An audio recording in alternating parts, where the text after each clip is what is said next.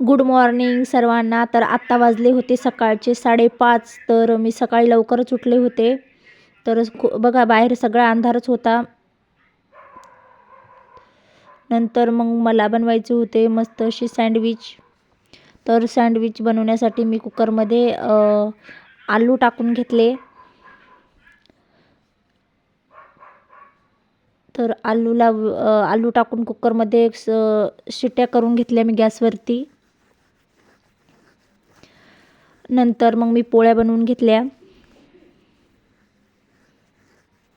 पीठ मळून घेतलं.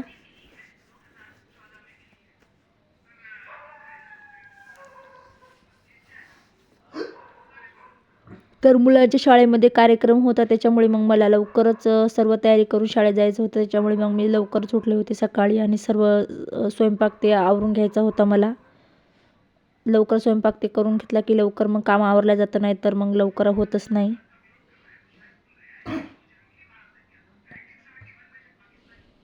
नंतर मी पीठ मळून घेतलं आणि भज्याचं कालवून घेतलं. सँडविच बनवायची होती. त्या शाळेमध्ये आनंदनगरीचा कार्यक्रम होता, त्याच्यामुळे मग मला हे सँडविच बनवून घ्यायचे होते. तर मग त्याला न्यायचं होतं, त्याच्यामुळे मग मी बेसन घेतलं. बेसनमध्ये ओवा टाकला हातावरती चोळून. खूप छान टेस्ट येते ओव्याने आणि जिरतं पण. तर मी असं हे ओवा टाकला हातावरती कुस्करून. नंतर हळद टाकली आणि चिमूटभर मीठ टाकून चिमूटभर हळद आणि चवीपुरतं मीठ टाकलं.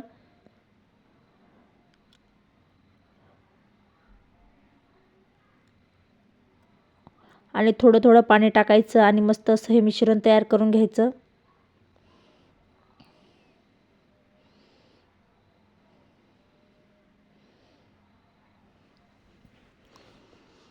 थोडं थोडं पाणी टाकायचं आणि मस्त हे मिश्रण बॅटर तयार करून घ्यायचं.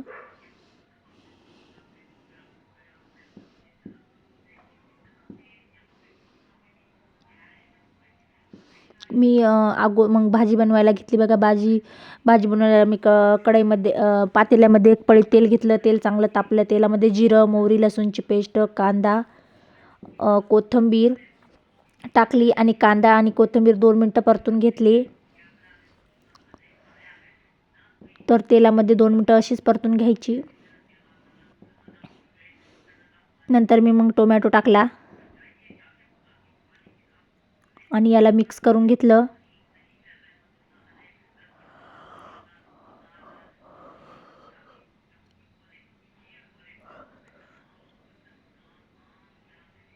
नंतर मी सर्व मसाले टाकले. लाल तिखट, हळद, चवीपुरतं मीठ, गरम मसाला टाकून याला मिक्स करून घेतलं आणि 1 चम्मच हळद चटणी टाकली.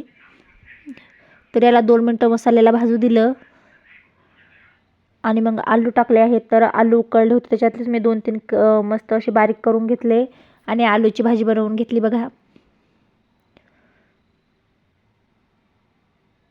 तर याला 2 मिनटं असं मिक्स करायचं.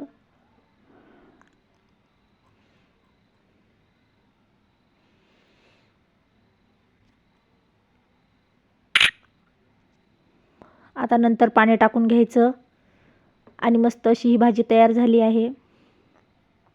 मग लगेच मी सँडविच बनवायला घेतले. तर ब्रेडमध्ये आम्ही आलूची चटणी तयार केली होती. तर आलूची चटणी टाकून घेतली. थोडी थोडी अशी आलूची चटणी पावाला लावून घेतली आणि याच्यावरती पाव ठेवले आणि मधातून कट केले. बघा, तर आता हे सर्व पाव मी असे तयार करून घेतले. आता हे मी याच्यामध्ये बुडून घेते तेल बेसनमध्ये आणि तेलामध्ये सोडते.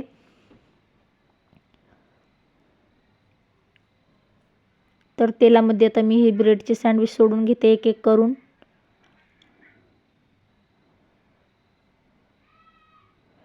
नंतर कढईमध्ये मी मस्त तेल घेतलं. तेल चांगलं तापल्यानंतर तेलामध्ये थोडे थोडे करून असे हे सँडविच सोडायचे.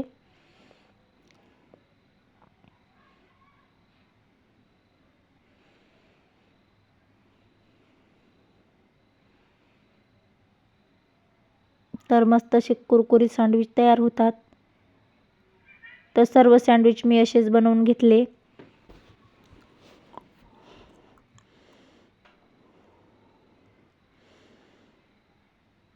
तर पूर्ण सँडविच मी बनवून घेतले. तर बघा, माझे सँडविच तयार आहेत. व्हिडिओ आवडला असेल तर लाईक करा, शेअर करा, सबस्क्राईब करा.